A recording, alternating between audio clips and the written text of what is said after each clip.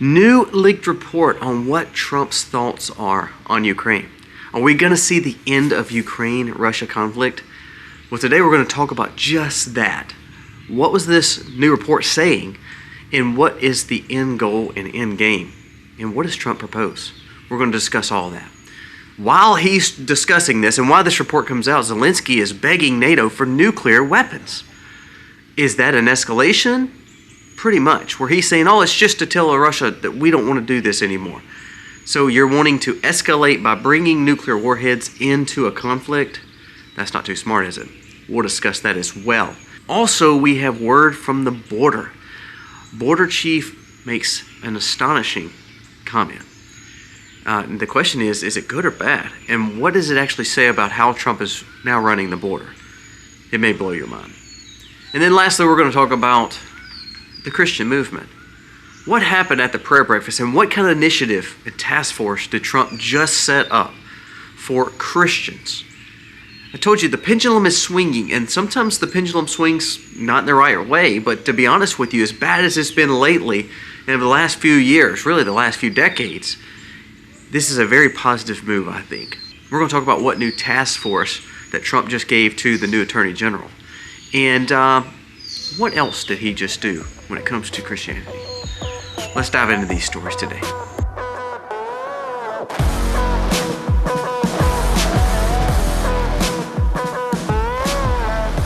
Hey guys, welcome to the Max. Thank you so very much for being here today. We appreciate you always to come check our channel out, and we humbly ask that you give us a thumbs up and subscribe if you are not subscribed to the channel. When you comment below and you give us thumbs up, it tells YouTube that this is a good video, and we hope that the things that we share can be things that we can learn from, gain wisdom from, and have a common sense approach to raising our families. Now let's dive into these stories. First, let's talk about the task force that Trump just mentioned at the prayer breakfast. He come in front and said, we're going to start a faith-based coalition task force. And they will work with me to make sure that Christians will not be held against and not have biases in the federal government. He says, so for so long we've seen the Christian movement really be persecuted when they shouldn't have been.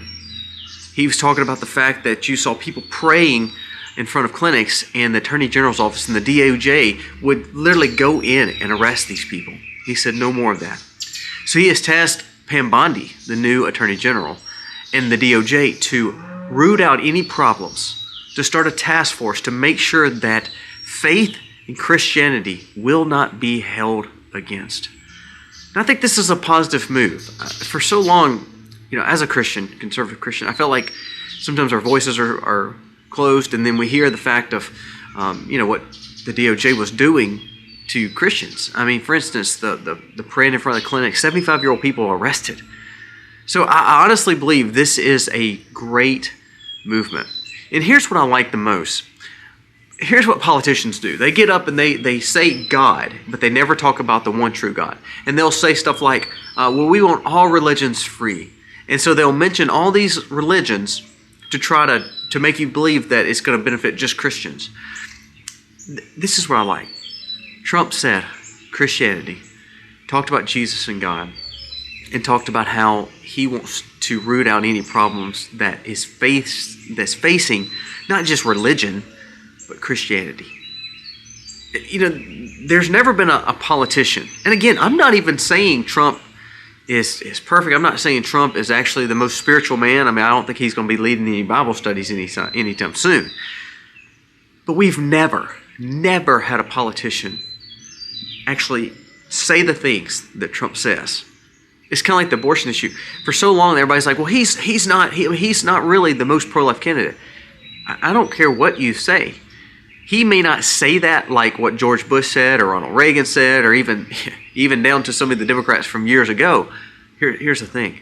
He's done more for the pro-life movement than any president before him. Got the Supreme Court justices in that promised to overturn Roe Wade, and they did. Also, like our state and several other states, they got tighter on their laws based on the fact of the openness that he did. Now, he didn't say that he was for pro-life and every state should go for it. He just gave the choice back to the states where the states can make their decisions. And that's exactly what happened. He's also pardoned all these people that were praying in front of clinics and also pardoned all these people that were held against by our DOJ. He's been more for pro-life and Christianity than any president before him. Now, that doesn't mean that he's a threadbare Christian. I hope he is. But what it shows is that he wants people to have the freedom to worship God. And he didn't say just, well, we want freedom from all religion. He pointed out the fact that he wants Christianity to not be held back. And I think that's just huge. Again, we longed for politicians to speak honestly, and we finally got one. And sometimes his honesty could be pretty brash. But to be honest with you, I actually like it. I like the fact that he calls it like it is and says exactly what he feels. He said, we'll start a faith-based part of the White House to where they can make sure that they're doing what they're supposed to do and make sure that there's no biases in our federal government. And on top of that, we're going to make sure that if it is, Pam Bondi will find it. That is huge. Now, before we go on any further talking about these other two stories, a word from today's sponsor. Well, Valentine's is coming up, and when a man says he actually does want socks, he really does. Well, today's sponsor, Camel City Mill, may be your go-to place when it comes to socks. I literally work from on a farm to literally dressing up and going to work. And these socks are phenomenal. Not only are they comfortable, you know, sometimes you feel like your feet are sweating, you feel like you're uncomfortable. They wick sweat 35% better than cotton and polyester. I'm outside in just about every element, from cold to hot. Literally when I go to work, from cold to hot. The technology in these socks is second to none. Feeling cooler in the summer and feeling warmer in the winter. This merino wool is second to none. Available in boot, crew, and ankle. Also, 5-star ratings. Now, I know it's just socks. For men, we want comfort. You know what else is cool? Look right there on the corner. You see that? Made in the USA. So, not only can you support local manufacturing, you can get a quality sock. They have a 10-year durability guarantee. They're thick. You know when you buy cheap socks and they like have holes in them? That stresses me out tremendously. You won't have that with these. Made in America, great quality socks. Check out my link below for Camel City Mill. Get 10% off your favorite socks. Again, Valentine's is coming up, and when your man says he wants socks, he truly wants socks. Check out the link below, manly.link/themax. Or go and use the promo code THEMAX. Do not miss on the opportunity to get a good savings on something that, do you realize, we wear every day. Thank you, Camel City Mill, for sponsoring today's video. Now let's jump into our little buddy, Zelensky. So Zelensky says on Piers Morgan the other day that he wants nuclear warheads. He wants to deter a nuclear power that he's already losing to. No matter what you say, he's losing land to, okay? He wants NATO to now give him nuclear warheads. Now, help me understand this. If we want de-escalation and we say that he is leading by example, because all you hear from EU and NATO and all these Democrats too, that Zelensky is doing the right thing and he's doing peace and he wants freedom and he wants his people to be safe. Well, he's threatening nuclear war. He's doing martial law. He was actually not elected. He was more installed. So is that truly a leader of the free world in Ukraine? No. Sometimes we just need to realize that both Russia and Ukraine, there may not be a good guy. That's okay. That's why we shouldn't even be in this situation anyway. Well, as he's pushing for more war, he's pushing for more money, he's pushing for your troops, my troops, EU's troops. He wants troops there for quote-unquote peace, and he wants nuclear warheads to deter. Now, all that sounds like is he wants escalation. Here's the thing, though. What NATO has done, and here's the truth. What NATO did was, and I blame Biden and Kamala too because of their comments they made while they were at the NATO summit before this started with the conflict, is what they did was actually force Ukraine to lose more land. That's actually what happened. And now there's a new report, and this is the leaked report, and I think this is where we really need to hone in on. Trump said, look, we're not playing games anymore. We're doing the peace talks, and we will stop this war by Easter. Now, that was a leaked report, and we hope that it's true. We hope that's not alleged. We hope that it's not false. I mean, it's an alleged leak. But what they're saying is we're going to have these peace talks on behalf of Ukraine. Ukraine's not there. You know why? Because you hear what Zelensky's saying. Instead of saying he wants peace, he wants your troops, my troops. He wants your money, my money. And he also wants nuclear warheads. So how's that even going to bring peace, especially when he's saying either we're going to go to nuclear war or we're going to be put into NATO? Well, that's actually not what Trump is saying. Trump is saying, look, here's what we're agreeing to. The terms are they're not going to be in NATO. Also, you're going to move out of the areas that have not been actually overtaken yet, so that way we can actually put the lines back in to where Ukraine will not keep losing territory. Truthfully, if you want to have troops there from NATO, it's just not going to be American troops. He said EU is welcome to make the line, kind of like the military zone line that South Korea and North Korea have, like the DMC. He's saying you can do the same thing in Russia and Ukraine if you choose to. If they agree to that, that's fine. But there will be no American troops there. There will only be EU troops there. I think that's a huge statement because, again, we have people in Korea, we have people in Japan, we have people all over the world. But Trump is saying, look, if you want to do that, that's okay, but we're not going to put troops there. But he's saying we need to have these negotiation talks, and it will end within the next 100 days, no matter if Zelensky's a part of it or not. Here's how you solve this. And, here's where the Democrats and the NATO alliance and the EU are saying, no, you can't do that without Zelensky being there. Well, here's how you can. Okay, so for instance, I am working in my gardens today to get them ready for spring. I'm tilling them up. I'm putting the fertilization down. When I plant those seeds, what does it need? It needs water. So I have an irrigation system that I turn the spigot on. The water goes on the garden, and therefore the seeds have something to grow in. It's fertilization, but it also has the water it needs to make the garden grow.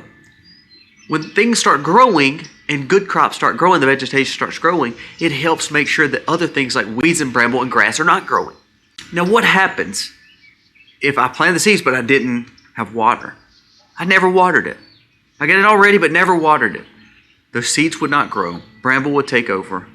And it's missing the one thing it needed to actually have a prosperous garden. Now, let's put that in perspective of this conflict. The only reason that this conflict is still going on is because we're the water. We're the ones funding all this to take place. Now, I'm not saying Trump. I'm saying the prior negotiations and the prior funds of all this money that we're sending along with the NATO alliance. The NATO alliance, EU, and everybody else funding Ukraine can't do jack without America saying it's okay to do that. We bring peace to this region?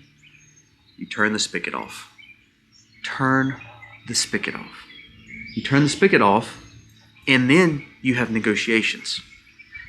Right now, Ukraine is really in no place to actually have negotiations. They have no leg to stand on. Yes, they've done some drone attacks. Yes, they've done some great advances in some areas.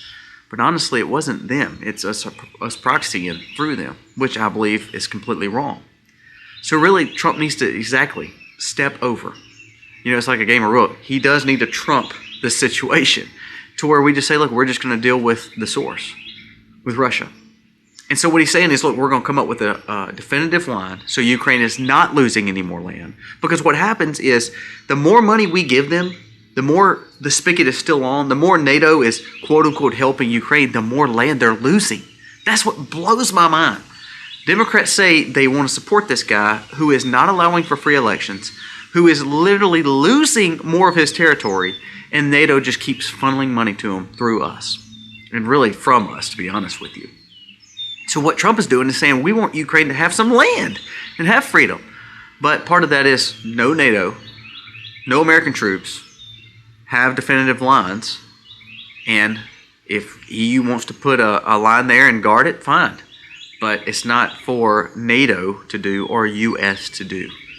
Now that, I hope it is a leaked report, but I actually hope it's true.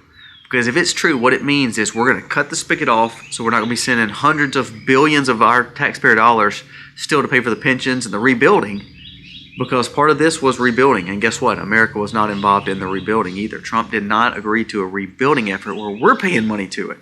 So the EU countries can do that. Russia can work out some help there too, but United States money was not going towards it. Now that is a game changer. And if this is a report that is true, this could be a very big win for the Trump administration and also for freedom in the world to not have this conflict over there. Millions of people have died. So it means millions of generations of children are not going to be born because their husbands have gone to war to fight for frivolous lines that mean nothing. Because we're the ones that caused the problem in the first place in 2014.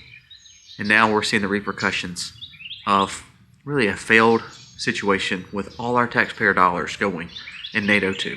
So I actually hope this leaked report is a true report, and that when we turn the spigot off, we negotiate and we get this conflict solved. And that way we're done seeing Ukraine flags in our bios, and we're done hearing about it on the news and from our politicians who keep funding this situation with our hard-earned money.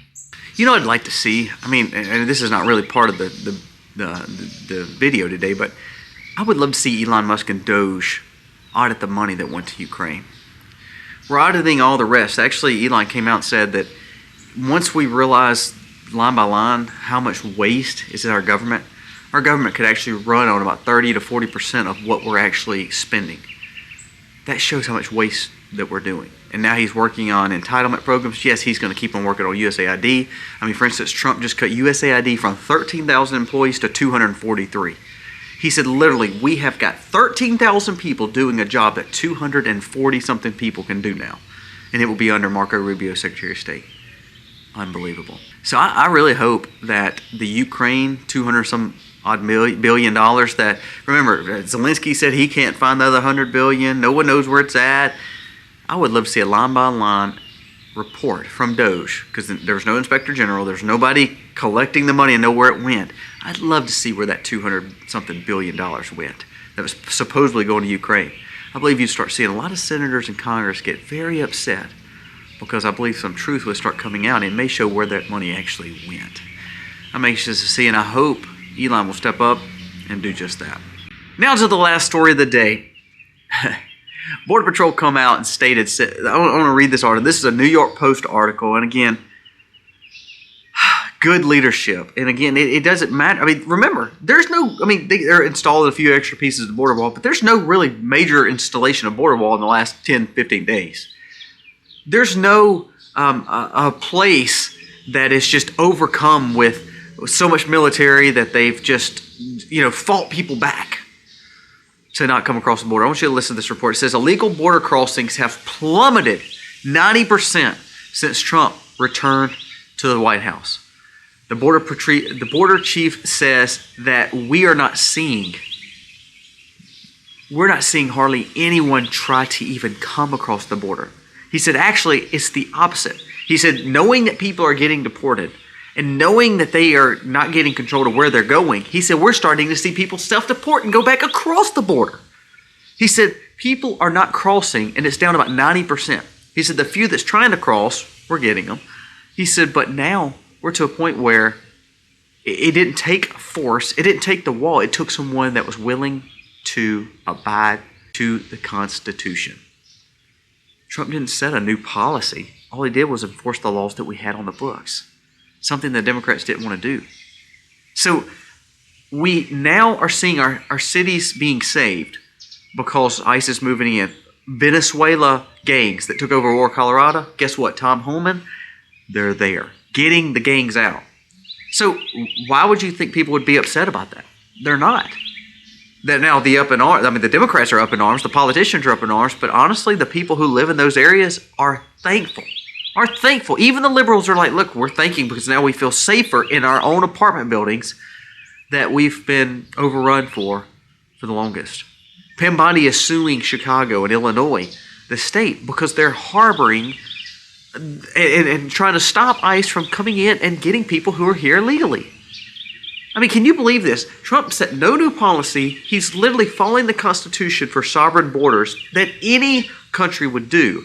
And you have states and cities trying to stop it. So this is where you come back to the people. The more you talk about this, like the border chief said, he said, look, we're doing our jobs. All we're doing is actually doing the same thing that we were supposed to be doing all this time, but we've had our hands tied. So now, just by saying that we can do our job, it's made people not cross the border. He made a mention that he said, if you look at the traffic going back into Mexico, he said it's actually literally bumper to bumper. He said because people are realizing they would rather go back voluntarily and go back to where they want to go than be forced to go back and put somewhere that they think is not where they want to go. So I love the fact that just because ICE is doing their job, Tom Homan is doing their job, Trump is a stronger person on the border and actually sticking to the Constitution, people are going and fleeing out of our country that shouldn't be here in the first place. Isn't that amazing? And then you hear these construction workers or these food vendors get online at Twitter or they'll get on TikTok and talk about how, we don't have any workers now. Listen to this. There's a new report that said that the rich places in California and the Hamptons in New York, it said that they're worried that they're going to lose their maids and servants. So they're hoping that their local governments will help them not have ICE come in and to take their people who work for them. Does that not sound like almost modern day slavery? That they don't want to lose their servants. That's exactly what they said. Their maids and servants who do their work for them at their homes. So basically, these people were pretty much getting taken advantage of anyway. America deserves better than what we had, for sure. And I think because we had such bad leadership with the Biden and Harris administration, it just personified how bad America has been running for so long that people are fed up and the pendulum is starting to swing. Here's what I love. Every one of these stories are positive and their pendulum swinging the right way. Freedom to practice Christianity. The fact that our border is safe and that people are not coming across our border at the rate that they were doing. And the fact that we have leadership again to where we're seeing conflicts where millions of people have died. Millions of people have died. And there are threats of nuclear war and he's trying to stop it.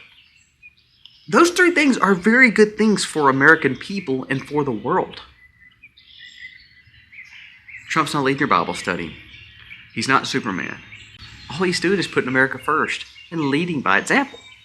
That's all he's doing. He's not doing some miracle work. It's just we've had such bad leaders, Republican and Democrat, for so long, and they've only cared about themselves, like the Senate and Congress, and we're actually starting to get what true leaders, what America wants in a leader, by just doing things for the American people. That is what is encouraging. Guys, let me know your thoughts on these three stories. Personally, I think we're in a good spot, and I love to see what's going on, and I hope and pray that this pendulum keeps swinging where we not only have a great awakening, we have a great revival, and we see America get back not only moving towards faith, not only moving towards greatness, but moving towards changing the world in a positive way. Because for so long, this world has been struggling, and people are struggling.